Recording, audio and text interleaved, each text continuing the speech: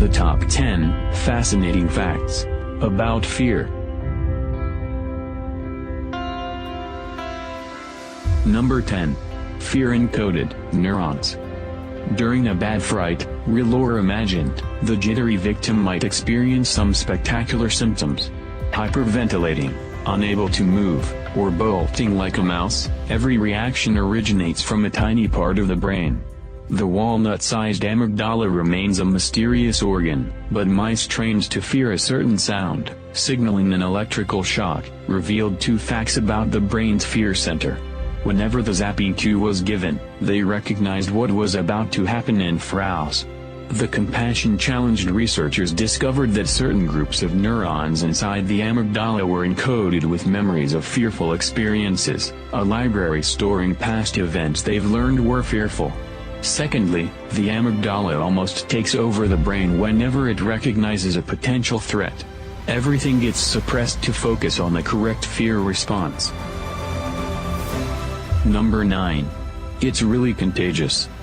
It's been thought that people have lost the ability to smell the feelings of others. We might not match the way animals gather information via scent, but this ability is present in humans. What the nose picks up is not the actual feeling but its chemical signals. This capability may explain why others can be affected by a frightened individual or why crowds get spooked and stampede like a herd. A study scared one half of a test group, all men, with a horror movie while showing the rest revolting clips.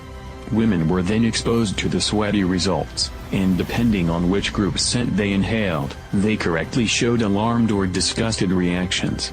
Women were chosen as the reactive group since they are more receptive to the opposite sex's scent signals. Number 8. It's inheritable. Lab mice were trained to associate the scent of cherry blossom with an electrical shock. Their pups and grandpups were then all wary of cherry blossom, though they never received any shocks when exposed to the aroma. Their caution might have something to do with epigenetics. This mechanism modifies the genetic code, turning certain genes off or activating others depending on the environment or experience of the individual. The 2 generations following the flower-fearing parents all had changed brains.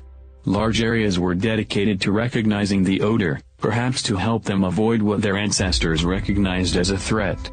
Number 7. Spare fear center.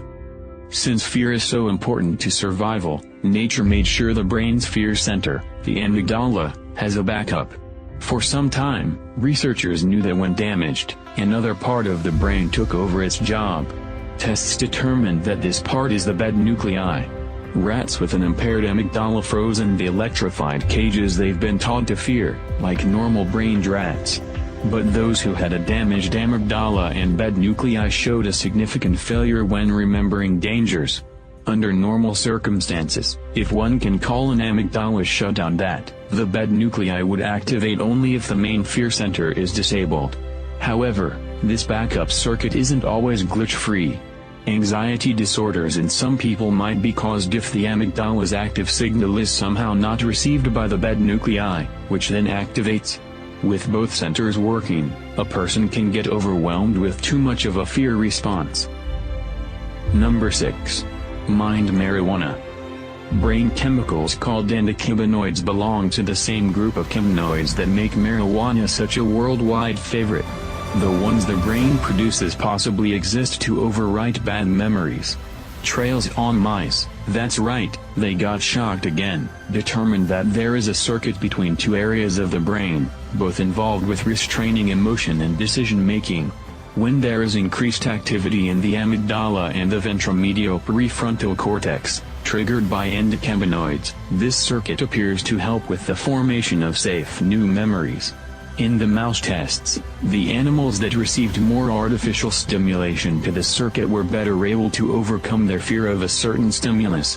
While there's no permanent erasure, they do appear to help fade the memories born of trauma and sometimes even block them. Number 5. Love is the antidote. Produced in a marble-sized area near the base of the brain called the hypothalamus, oxytocin has been credited with giving new mothers the courage to act where others freeze in fear. Nature gives women this hormone in spades during childbirth to reduce the fear and stress of the event, since it is a feel-good chemical. During lactation, its levels remain elevated and is essential for mother-child bonding. As a bonus, oxytocin is also critical to overcome fear. This boosts mothers' courage and speed to protect their infants during danger. While new moms are packed with this stuff, it's certainly not exclusive to them. Anyone can experience this fear-killing phenomenon given the right circumstances. And it's nearly instantaneous. During a hairy situation, the hormone gets injected into the amygdala within seconds via special cells leading from the hypothalamus. Number 4. Reality distortion. A study has found that fear can make a threat look worse than it really is. While certainly it doesn't happen in every case, people who particularly fear something, like spiders, are less likely to correctly guess the creature's size and perceive it to be bigger. The same visual miscalculation has been found to happen with those who are afraid of heights. They often overestimate the true distance to the ground when looking over a balcony. Those who dread small spaces or wide-open areas suffer from spatial distortion. Claustrophobics tend to underestimate horizontal distances while acrophobics exaggerate the vertical. Most people have experienced time going slow-mo during an emergency. This time warping is a memory-related illusion. The more memories you have of an event, the longer you believe it lasted. During a crisis, the amygdala adds extra memories to the present circumstances, and since the person experiences such a rich memory response, time appears to slow down. Number 3. Fears healed during sleep. For a change, researchers electrocuted human subjects instead of mice. They zapped the frazzled volunteers every time they viewed a particular face in an image lineup. Along with the face and shock, researchers released a certain odor to link to the unpleasant experience. The participants then napped and unknowingly inhaled the odor without the associated electrical shock. Brain scans showed areas involving memory quieted down, and upon awakening, the volunteers weren't so wary of the face as before. To test if sleep alone was behind this dampening effect, the volunteers were taught to fear a different face, but its own unique odor wasn't released during their nap.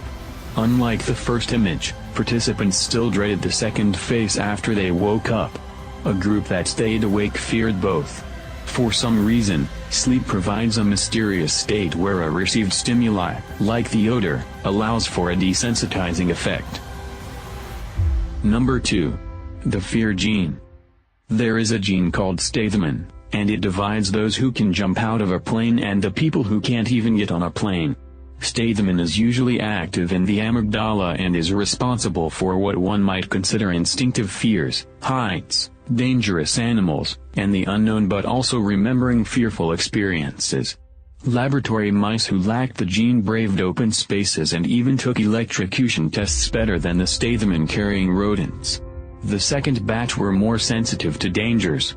When they encountered a situation that provoked natural caution, like an open space, or a taut fear, such as a particular sound right before an electrical shock, their self-preservation took priority. Their brains fired, unlike the Stathmin-free mice. Number 1. Fright can be fatal. You can literally be scared to death. Whether it's a particularly vivid Halloween prank or a home invader pointing a gun at you, something involuntary occurs inside the human heart. When the fight or flight response is triggered, the body needs extra strength. For that, the heart needs to beat stronger, something made possible by an injection of calcium into heart cells. If a person can't calm down or the shock is simply too overwhelming, calcium and adrenaline keep pouring in. That fast pumping that was needed to temporarily enable the body to fight or run for the hills now cannot stop. Instead of beating, the heart trembles. If this is not treated, it can lead to a drop in blood pressure, unconsciousness, and ultimately death. People with healthy hearts can die this way, and cardiac patients face a higher risk.